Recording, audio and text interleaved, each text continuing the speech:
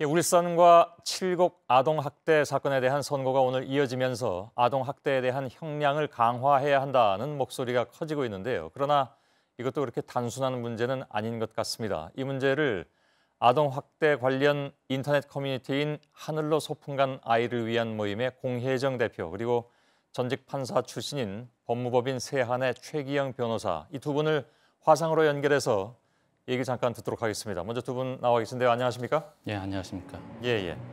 공혜정 대표께 먼저 좀 질문을 드리겠습니다. 줄여서 하늘 소풍 모임 이렇게 부르는 걸로 알고 있습니다. 언제 만들어지셨습니까?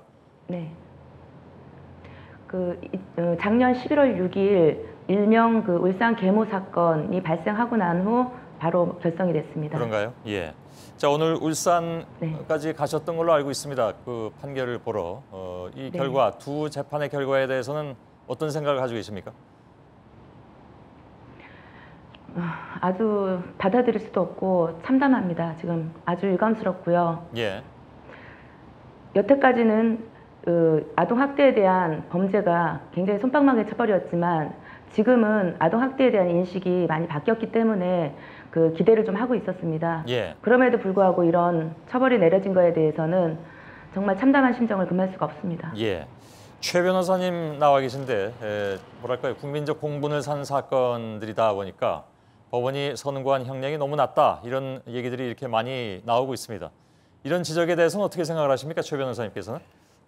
사회적 공분은 이해 못할 바는 아닌데 예. 제가 봤을 때는 이 사법부로서 재판부로서도 최선을 다한 양형이라고 지금 이해가 됩니다. 예. 어떤 면에서 그렇습니까? 이제 판사가 재량을 줄이기 위해서 양형 기준이라는 것을 만들어서 시행하고 있는데요. 예. 이 사건에 있어서 주어진 양형 기준표상의 양형 범위가 이 사건 선고된 형량하고 거의 근접합니다. 오히려 울산 같은 경우에는 권고 형량보다도 2년이나 더 높이 선고를 한 경우입니다. 예.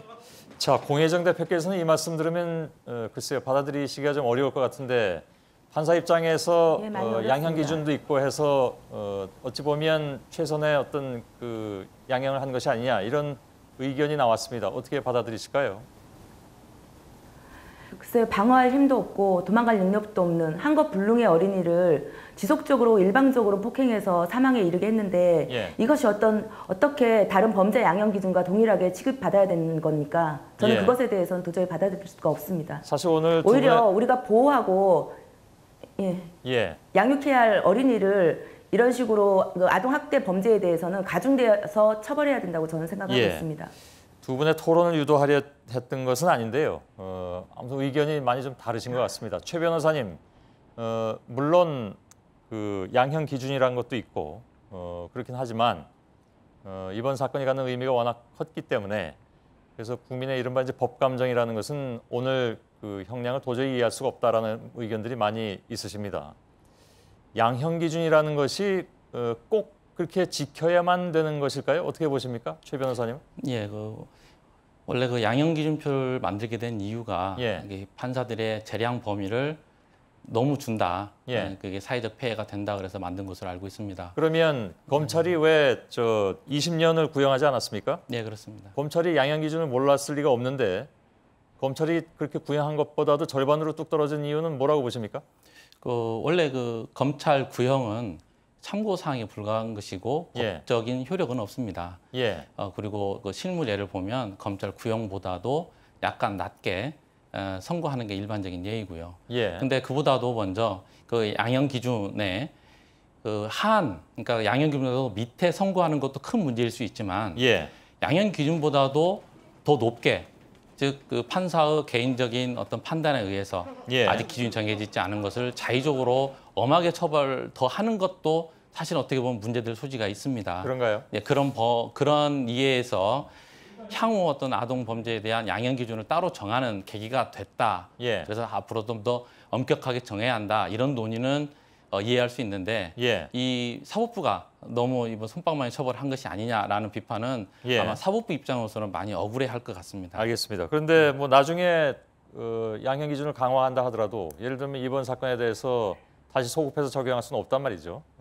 그러면서 더 이번 사건의 형량에 대해서 굉장히 울분을 토하시는 분들이 많이 계실 것 같습니다. 예. 울산 같은 경우에 이번엔 공혜정 대표께 여쭤보겠습니다. 울산 같은 경우에 검찰이 살인죄를 적용한 반면에 법원은 피고인이 살인의 고의가 없었다 이렇게 판단을 했습니다. 아까 그 공보 판사가 나와서 얘기를 했습니다만 여기에 대해서는 어떻게 받아들이실까요? 뭐 제가 법리적 해석을 할 수 있는 위치나 그 판단을 할 수 있는 사람은 아닙니다. 예. 그러나 그 장파열이 된 아이를 이틀 동안이나 병원에 데려가지 않고 방치한 것과 예. 갈비뼈가 16개가 부러질 때까지 폭행을 멈추지 않았는데 이것이 어떻게 죽어도 상관없다고 생각하지 않았다는 그런 판단을 한 것인지 저희는 그것을 받아들일 수가 없는 것이죠. 이건 저희들은 예. 법에 대한 해석은 잘 모르겠습니다. 하지만 국민의 상식적인 선에서의 분노를 사법부가 좀 이해를 해주셨으면 좋겠습니다. 예. 다시 말해서 고의성이 충분히 보인 상황이라면 살인죄를 적용할 수 있지 않느냐 하는 건데요. 이것도 최 변호사님께서는 재판부가 제대로 판단했다고 보십니까? 그건 아직 그 항소심도 남아 있기 때문에 예. 그리고 저희가 기록을 다 면밀히 본 것이 아니기 때문에 예. 여기서 말하는 건 적절치 않아 보입니다. 알겠습니다. 근데 예를 들면 칠곡 같은 경우에 검찰이 항소심까지 갈 경우 뭐 지금 봐선 갈 것 같습니다만 왜냐하면 뭐 절반으로 줄었으니까요. 간다면 거기서 살인죄를 적용할 수도 있다. 그러니까 검토한다는 얘기가 나왔습니다. 물론 확정적으로 나온 건 아닌데 여기서 살인죄가 적용될 수 있다고 보십니까? 최 변호사님께서는? 아니 그건 순전히 개인적인 생각인데요. 예. 그 사례를 정확히 모르는 상태에서 말하는 건 굉장히 조심스럽습니다. 예.